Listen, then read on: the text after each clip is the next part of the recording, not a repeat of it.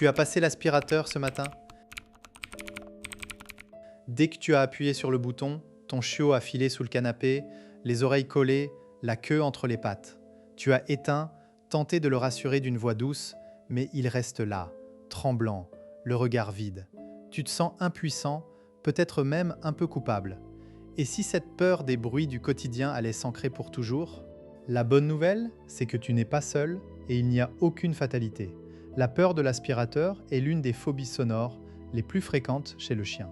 Mais ce qui est fascinant et que la recherche en cognition canine révèle, c'est que la plupart des tentatives des propriétaires pour rassurer leur chien aggravent en réalité le problème. Aujourd'hui, on va décortiquer le mécanisme exact de cette peur et je vais te donner un protocole chirurgical inspiré des travaux de la célèbre éthologue Karen Pryor pour désensibiliser ton chiot à l'aspirateur en quelques semaines. À la fin de cette vidéo, tu sauras exactement quoi faire, dans quel ordre et pourquoi cela fonctionne. Fini les solutions miracles et les conseils vagues. Tu auras une méthode pas à pas, testée, validée, qui transformera la terreur en indifférence, voire en curiosité amusée, et tout ça sans forcer, sans stress, avec une compréhension profonde de ce qui se passe dans le cerveau de ton chien. Tu penses peut-être que ton chiot a peur de l'aspirateur parce que c'est bruyant et que ça bouge. Beaucoup de propriétaires croient que le bruit est la seule cause. Mais si ce n'était que ça, pourquoi certains chiens dorment-ils paisiblement à côté d'une tondeuse à gazon et paniquent-ils devant un petit aspirateur balai? La vérité est plus subtile. Ce n'est pas le bruit en lui-même qui fait peur, mais l'association que ton chien a construite entre ce bruit et une expérience désagréable ou imprévisible. Le vrai problème, c'est que l'aspirateur est une source de stimuli sensoriels intenses et surtout imprévisibles. Le bruit, les vibrations, l'odeur de poussière, le mouvement erratique, tout cela submerge les capacités d'analyse de ton chiot. Mais au-delà de ça, c'est ta réaction à toi qui fait la différence. Si tu stresses, si tu cours après l'aspirateur, si tu t'arrêtes pour le caresser, en lui parlant d'une voix aiguë, ton chien apprend que ce monstre mécanique est vraiment dangereux. Tu confirmes sa peur. Alors, quel est le mécanisme caché derrière cette phobie? Le concept clé, c'est la prévisibilité. Des études en éthologie montrent qu'un chien peut s'habituer à un bruit très fort s'il peut anticiper quand il va se produire et comment il va évoluer. La peur naît de l'imprévisible.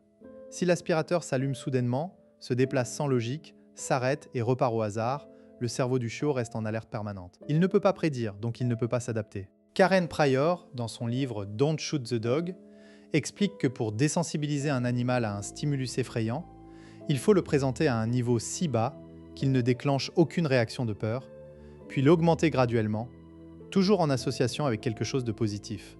C'est le principe de la désensibilisation systématique contre conditionnée.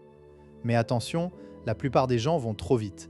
Un seul pas trop grand et tu renforces la peur. Prenons un exemple concret. Rencontrez Chloé, 32 ans, graphiste à Lyon. Elle adopte un border collie de 3 mois nommé Pixel. À la première session d'aspirateur, Pixel s'enfuit dans la salle de bain. Chloé, comme beaucoup, éteint l'aspirateur et va le voir, le caresse, lui parle doucement. « C'est rien mon bébé, c'est juste l'aspirateur. » Elle croit le rassurer. En réalité, elle récompense sa peur. Plus tard, elle essaie d'attirer Pixel avec des friandises en allumant l'aspirateur. Pixel ne vient pas. Elle insiste, il s'approche à moitié, prend la friandise d'un coup sec et se sauve. Elle réessaye le lendemain en allumant directement à côté de lui. Il panique, urine. Chloé est désemparée. Ce que Chloé ne comprend pas, c'est que chaque tentative échouée ancre un peu plus la peur. Elle reproduit les erreurs classiques, confrontation directe, tentative de réassurance, utilisation de friandises pendant un stress trop intense. Le protocole exige une approche inverse, commencer hors de la pièce, avec le son à peine audible, et construire par micro-étapes. Pour que tu puisses diagnostiquer le niveau de peur de ton chiot, observe-le. Les signes de stress peuvent être subtils. Bâillement, léchage de babine, oreille en arrière, queue basse, regard fuyant. Avant de commencer, ton chien doit être capable de rester détendu dans la pièce quand l'aspirateur est éteint et immobile. Si ce n'est pas le cas, tu as un problème de base, il associe déjà la pièce à l'aspirateur. Dans ce cas, travaille d'abord la détente en laissant l'aspirateur éteint quelques jours, en donnant des friandises près de lui. Les conséquences d'une mauvaise approche sont désastreuses. Non seulement la phobie s'aggrave, mais elle peut se généraliser à d'autres bruits. Mixeur, sèche-cheveux, tondeuse. Un chien stressé chroniquement a un niveau de cortisol élevé, ce qui affecte son apprentissage, sa santé et son comportement général. J'ai vu des chiens devenir agressifs envers l'aspirateur, voire envers leur propriétaire quand ils le touchent. Tout ça parce que la peur n'a pas été traitée correctement dès le début. Passons maintenant aux techniques. La première, la préparation mentale et l'état d'esprit.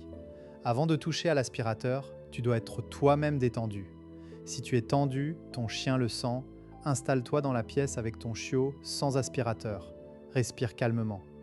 Donne-lui quelques friandises pour créer une ambiance positive. Puis, introduis l'aspirateur éteint dans la pièce, loin de lui. Ne le regarde pas. Continue à donner des friandises pour chaque seconde de calme. Si ton chien montre des signes de stress, recule de 2 mètres.